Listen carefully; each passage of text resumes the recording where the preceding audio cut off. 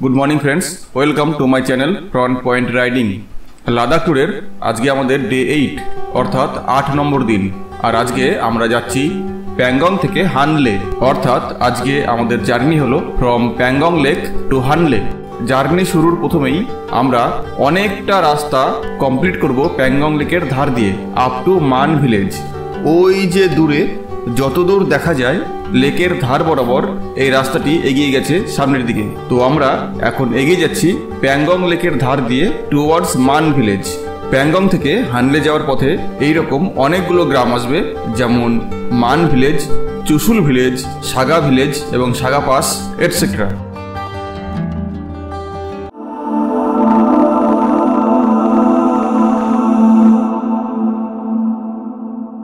Day 8 journey শুরু করার কিছুক্ষণ পর আমরা পৌঁছে গেলাম শুটিং পয়েন্টে এবং সেখানে গিয়ে সোলো অফ ট্রিপের ব্যানারে সকলে মিলে একটি গ্রুপ ছবি নিয়ে নিলাম এবং কিছু সময় এখানে কাটালাম, কিছু ফটোশুট হলো এবং তারপর আবার রওনা দিলাম সামনের দিকে।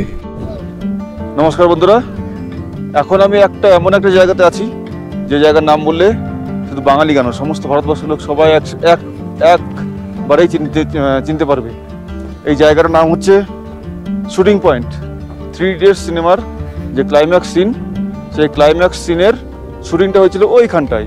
ওই যে দেখতে পাচ্ছেন এটা বেদি মতো করা আছে, ওইখানটায় ওইটা হচ্ছে শুটিং পয়েন্ট। 3 ইডিয়টস সিনেমার যে ক্লাইম্যাক্স সিন ওইখানটায় শুটিং হয়েছিল। সামনে ওই যে জায়গাটা দেখা যাচ্ছে, ওই জায়গাটা হচ্ছে একটা বেদি মতো করা আছে। ওই জায়গাটা হচ্ছে 3 ইডিয়টস সিনেমার যে ক্লাইম্যাক্স সিন, লাস্ট সিন, ওইখানে শুটিংটা করা হয়েছিল। তো আমরা এই মুহূর্তে রয়েছি সেই শুটিং পয়েন্টে।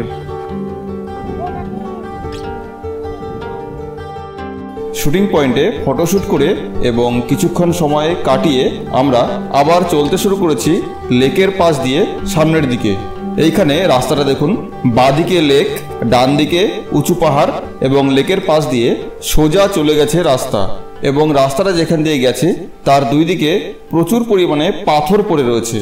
অ্যাকচুয়ালি এই পাথরগুলো সরিয়ে এখানে রাস্তাটা তৈরি করা হয়েছে, তবে রাস্তাটা কিন্তু বেশ ভালো। বছর দুয়েক আগেও এখানে রাস্তাটা কিন্তু বেশ খারাপ ছিল।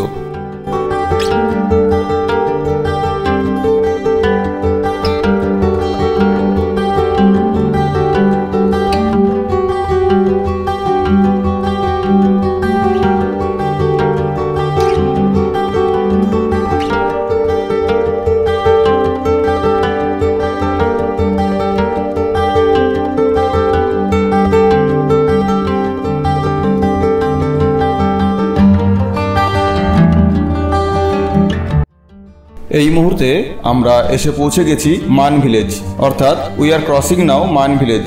তবে মান ভিলেজে আমরা দাঁড়াবো না, মান ভিলেজটাকে ক্রস করে আমরা সোজা বেরিয়ে যাব চুশুল ভিলেজের দিকে।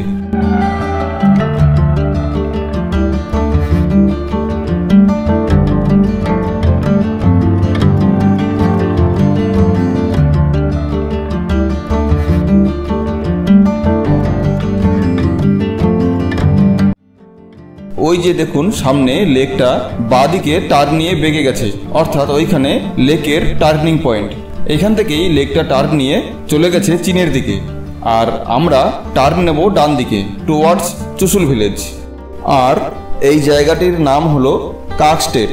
এখান থেকেই প্যাংগং লেক বাঁদিকে টার্ন নিয়ে চীনের দিকে ঢুকে গেছে, আর এখান থেকে আমাদের যেতে হবে ডান দিকে, অর্থাৎ আমরা টার্ন নেব ডান দিকে টুয়ার্ডস চুশুল ভিলেজ। এখানেই প্যাংগং লেকের লাস্ট ভিউ। এরপর প্যাংগং লেক আমরা আর দেখতে পাবো না, সুতরাং এখানেই আমরা প্যাংগং লেককে শেষবারের মতো টাটা বাই বাই জানাবো এবং তারপর চলে যাব চুশুল ভিলেজের দিকে।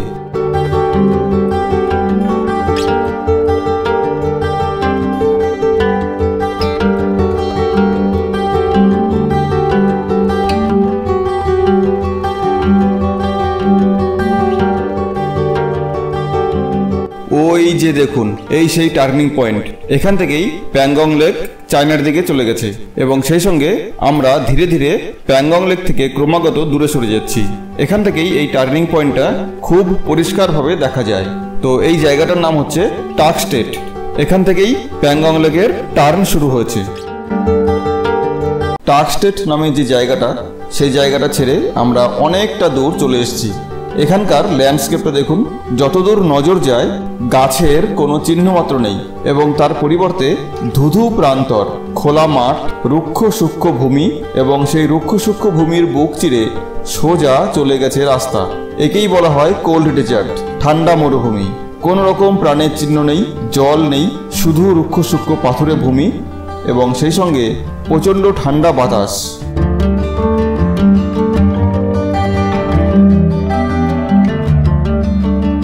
অনেকক্ষণ ধরে ড্রাইভ করার পর আমরা এখন এই ভ্যালিটার কাছে এসে পৌঁছেছি।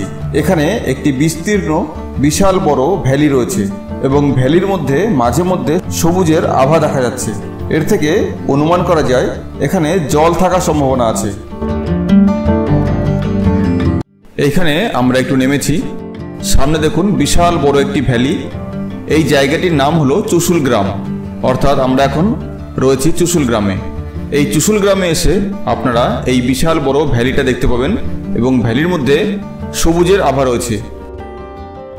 এই চুশুল গ্রামে ঢোকার আগে রয়েছে একটি পুলিশ চেকপোস্ট।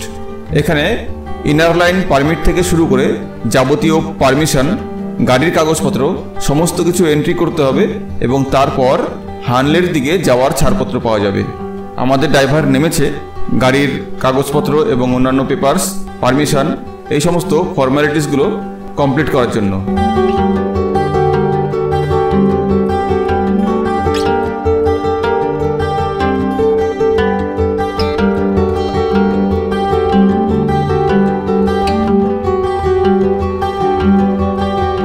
পেছনে পুলিশ চেকপোস্টে গাড়ির কাগজপত্র এবং অন্যান্য ফর্মালিটিসগুলো কমপ্লিট করার পর আমরা আবার চলতে শুরু করেছি সামনের দিকে। আর চুশুল ভিলেজে ঢোকার আগে রাস্তার দুই দিকে আপনারা এই ধরনের ভিউজগুলো পাবেন। পাথর দিয়ে কিছু জায়গা ঘেরা রয়েছে এবং মাঝে মধ্যে দু একটা বাড়িঘরও দেখা যাচ্ছে। এছাড়া চুশুল ভিলেজে অনেক হোমস্টে পাওয়া যায়, আপনারা চাইলে এখানে নাইট স্টে করতে পারবেন।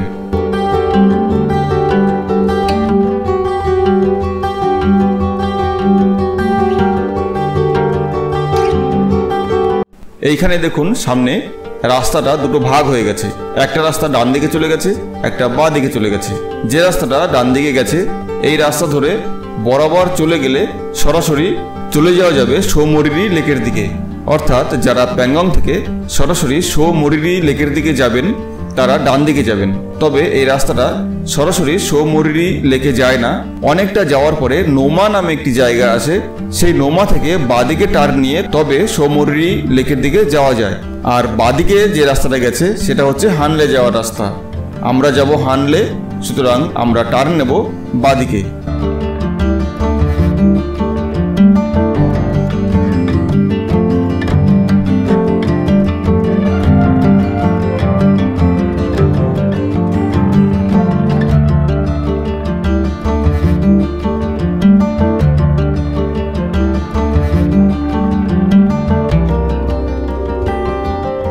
তো এই হলো চুশুল গ্রাম, রুক্ষ সূক্ষ্ম কোল্ড ডেজার্ট এবং তার মাঝে হালকা সবুজে ঘেরা ছোট একটি পাহাড়ি গ্রাম চুশুল গ্রাম।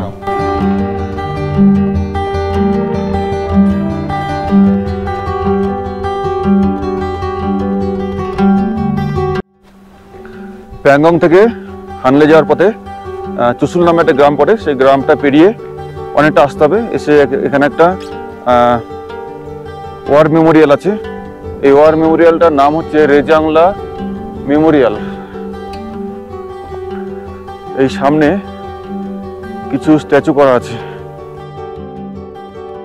এখানে একটি ছোট্ট ব্যাটেলফিল্ড কৃত্রিমভাবে তৈরি করা হয়েছে। একটি অরিজিনাল ব্যাটেলফিল্ডে কি ধরনের পিকচার ক্রিয়েট হয় সেটা একটা রেপ্লিকার মাধ্যমে এখানে তুলে ধরা হয়েছে টুরিস্টদের বোঝানোর জন্য। একটি নকল ব্যাটেলফিল্ড।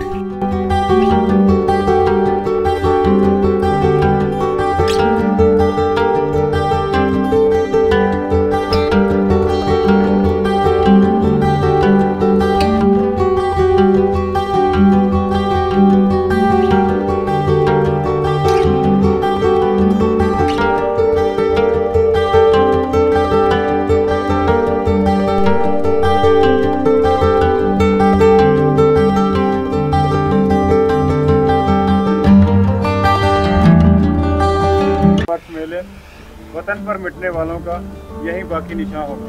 मैं rifleman Ramjeet Singh 8 JAK LI 86 bravest of the brave battalion के कमान अधिकारी महोदय कर्नल संकल्प राठौर सेना मेडल वे अन्य पदों की ओर से रजांगला युद्ध स्मारक पर आप सबका हार्दिक स्वागत व अभिनंदन करता हूँ। यह युद्ध स्मारक सन 1962 के युद्ध के दौरान 13 कमाओं की चार्ली कंपनी के शहीद हुए 114 जवानों की शहादत की याद को ताज़ा रखने के लिए अगस्त 1963 में 13 कुमाऊं द्वारा बनाया गया।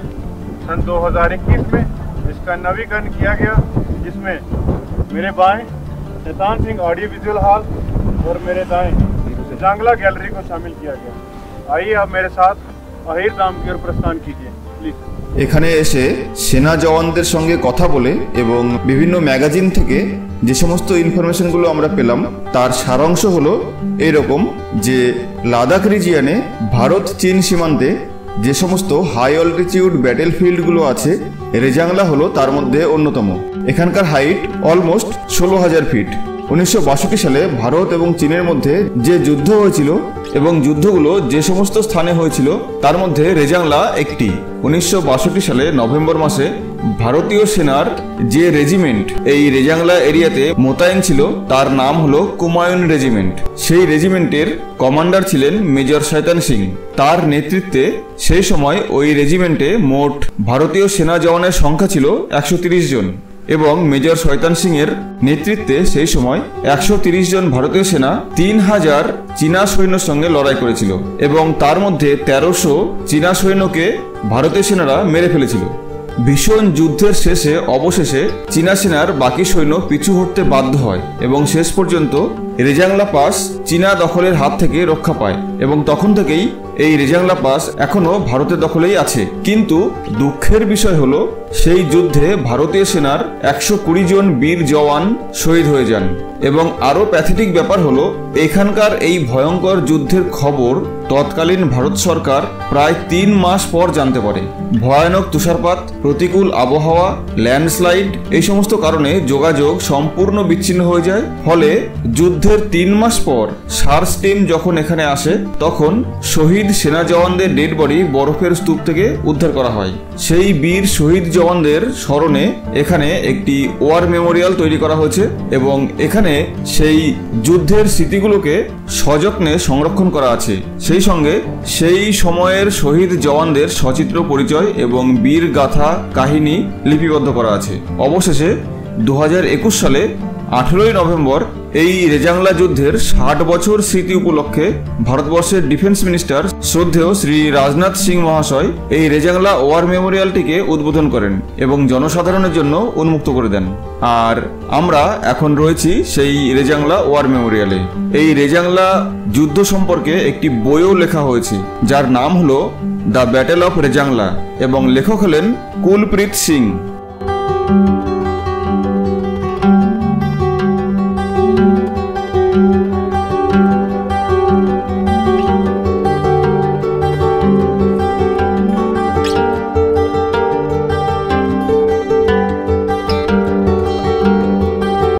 এই যে মূর্তিটা দেখছেন এটা হলো তখনকার কুমায়ুন রেজিমেন্টের কমান্ডার মেজর শয়তান সিং। এনার নেতৃত্বেই যুদ্ধটা হয়েছিল আর এখানে মেজর শয়তান সিং এর আবক্ষ মূর্তি বসানো রয়েছে এবং এটা হলো মেজর শয়তান সিং আর্ট গ্যালারি। এখানে যুদ্ধের নানা রকম অডিও ভিজুয়াল স্লাইড শো দেখানো হয় এবং সেই সঙ্গে বিভিন্ন রকমের ডকুমেন্টারি এখানে রাখা আছে।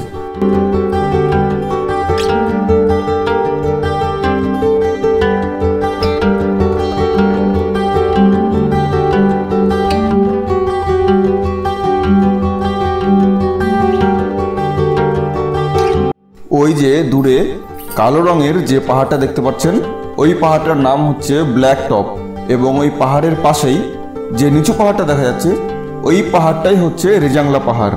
ওখানেই যুদ্ধটা হয়েছিল। আর পাহাড়ের নিচে এখন আমরা যে ভ্যালির মধ্যে রয়েছি এই ভ্যালিটাকে বলা হয় রেজাংলা পাস। প্যাংগং থেকে হানলে যেতে হলে ভারত চীন সীমান্তে এই রেজাংলা পাস ভীষণ ইম্পর্টেন্ট একটা জায়গা। দেখুন এই হচ্ছে রেজাংলা পাস কাম রেজাংলা ভ্যালি। আর দূরে যে প্রাণীগুলোকে দেখছেন ওগুলো হলো ওয়াইল্ড অ্যাশ অর্থাৎ জংলি গাধা।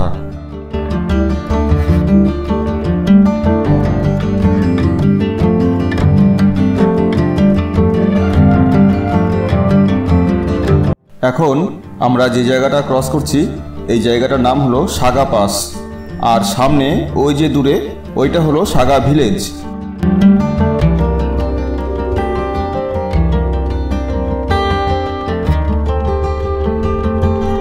এইখানে ইন্ডিয়ান আর্মির একটা হেলিপ্যাড আছে। তো এই হলো সাগা পাস। এখানকার হাইট 15,260 ফিট। পেছনে রেজাংলা পাসের হাইট ছিল 16,000 ফিট, তার থেকে এখানে একটু কম হাইট। তো এখন আমরা ক্রস করছি সাগা পাস।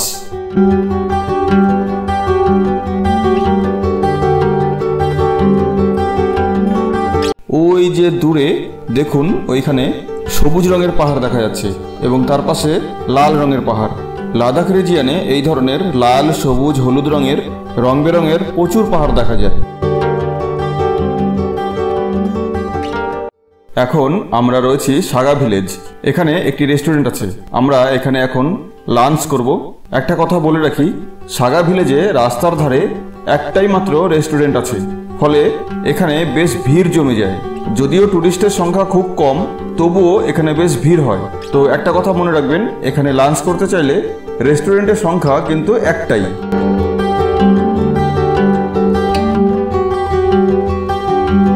পেছনে সাগা ভিলেজে লাঞ্চ করার পর আমরা আবার চলতে শুরু করেছি সামনের দিকে, অর্থাৎ হানলের দিকে।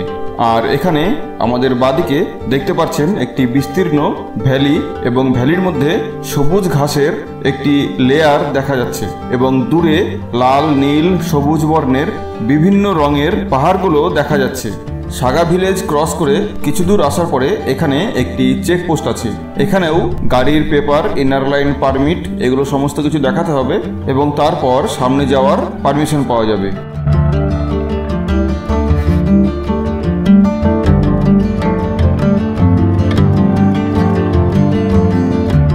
এইখানকার ভিউটা দেখুন, যতদূর দেখা যায় গাছের চিহ্ন মাত্র নেই, শুধু বালি, পাথর এবং মাটির বিস্তীর্ণ মরুভূমি, ঠান্ডা মরুভূমি, এবং সেই সঙ্গে এখানে রাস্তাও নেই। দেখতে পাচ্ছেন পাশে গাড়ির চাকার দাগ, যেখান দিয়ে খুশি গাড়িগুলো চলাচল করেছে, এবং এখানে রাস্তার চিহ্নমাত্র নেই, শুধুমাত্র গাড়ির চাকার দাগ। এটাই হলো রাস্তা। আমরা আসছি এদিক থেকে আর যাব হচ্ছে এই দিকে, মানে টুয়ার্ডস হানলে। এইখান থেকে হানলে এখনো মোটামুটি 42 কিলোমিটার বাকি। আর হঠাৎ করে আমরা রাস্তার মাঝখানে একটু ফেসে গেছি, একটা আনওয়ান্টেড বিপদের মধ্যে পড়ে গেছি আমরা। সেটা হচ্ছে আমাদের গাড়িটা হঠাৎ করে খারাপ হয়ে গেছে।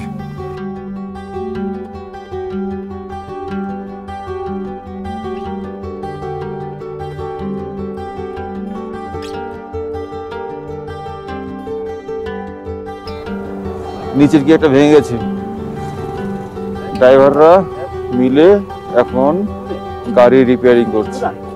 কতক্ষণে ঠিক হবে কোনো ঠিক ঠিকানা নেই।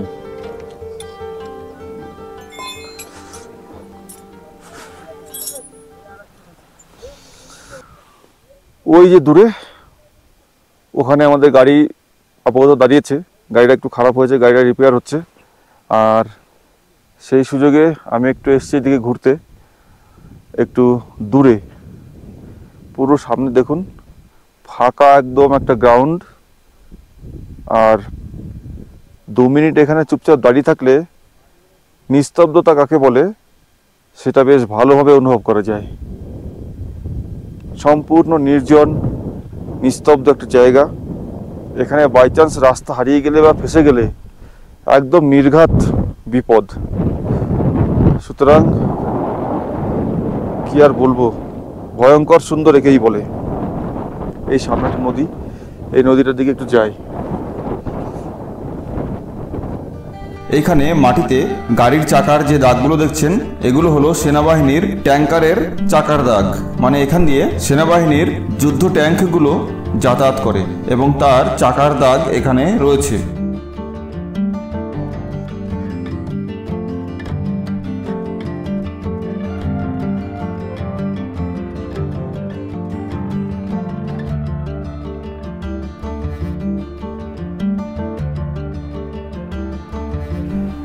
এদিক থেকে নদীটা বয়ে আসছে আর নদীটা দিক থেকে এসে যাচ্ছে এইদিকে। নদীটা খুব বেশি আওয়াজ নেই, জলটাও খুব একটা পরিষ্কার নয়, ঘোলা জল। এই হচ্ছে মোটামুটি একটা চিত্র। আর চারিদিকে ধুধু মরুভূমি, খোলা প্রান্তর।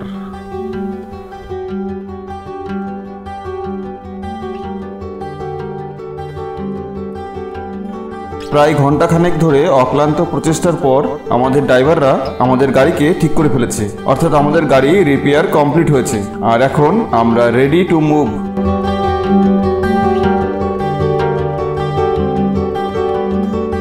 গাড়ি রিপেয়ার কমপ্লিট হওয়ার পর আমরা আবার চলতে শুরু করেছি সামনের দিকে।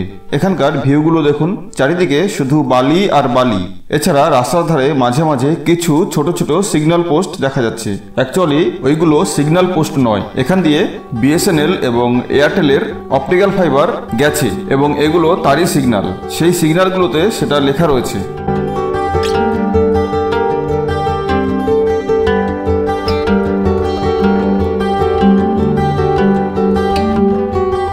দূরের ওই রং বেরঙের পাহাড়গুলোর মাথায় দেখুন মেঘের ছায়া পড়েছে এবং তার পাশেই বিশাল বড় ভ্যালি এবং সেই ভ্যালির বুক চিরে চলে গেছে রাস্তা।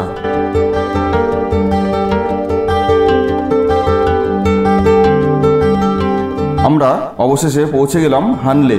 তবে যে হোমস্টেতে আমরা থাকবো সেটা এখান থেকে আরও 3 কিলোমিটার মতো যেতে হবে। আর বাদিকে রয়েছে একটি সেনা ছাউনি।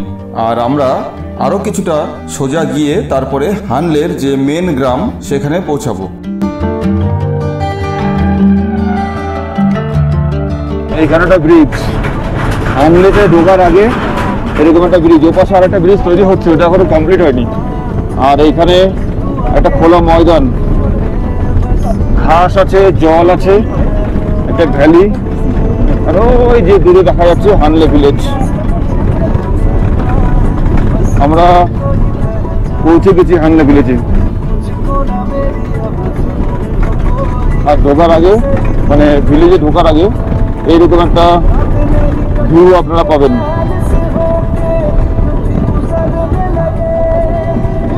এখানকার রাস্তাটা আন্ডার কনস্ট্রাকশন, বেশ চওড়া একটা রাস্তা তৈরি হচ্ছে।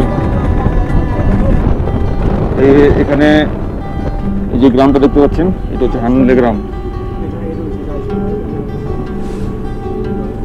এই হচ্ছে হানলে গ্রাম।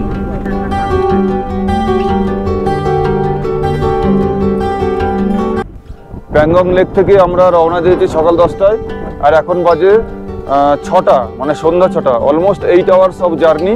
আমরা অবশেষে হানলেতে পৌঁছালাম। এখন আমরা আমাদের হোমস্টেতে ঢুকবো। এখানে হোটেল নেই, সবই হোমস্টে। হোমস্টেতে ঢুকবো, ফ্রেশ হবো, তারপরে একটু গ্রামটাকে এক্সপ্লোর করার জন্য বেরোবো। তো আপাতত আমরা হোমস্টেতে ঢুকি।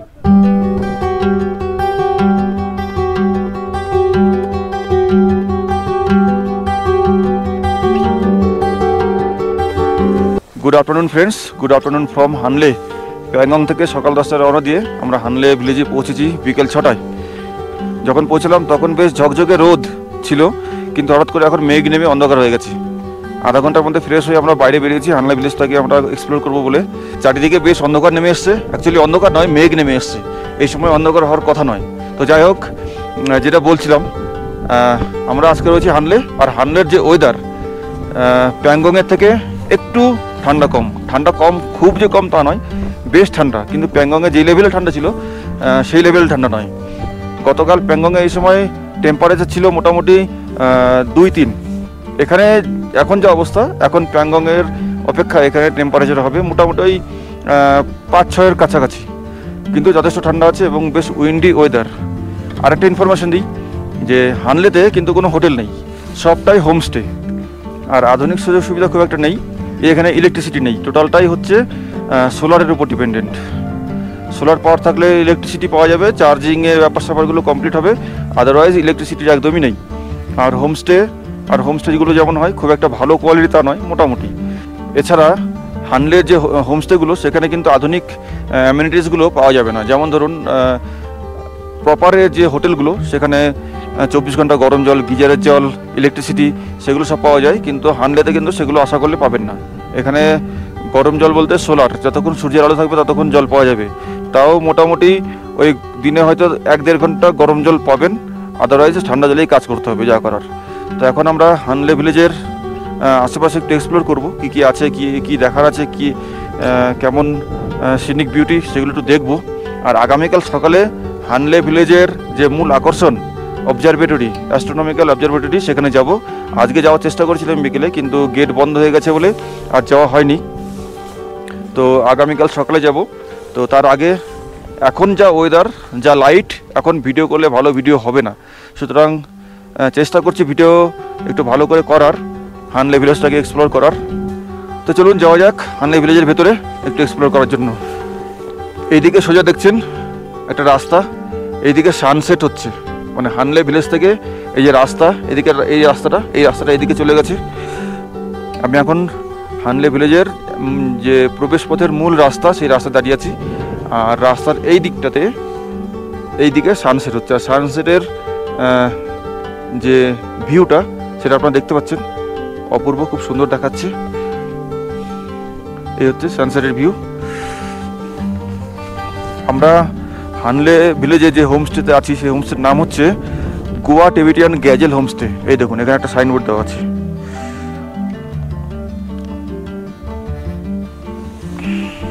তো হানলে ভিলেজে ঢোকার এই হচ্ছে রাস্তা। ঢুকতে গিয়ে এখানে একটা বিল্ডিং, সবই কাঠের, এটা অবশ্য কংক্রিটের বিল্ডিং। একটা গাড়ি আসতে সাইড দিতে হবে।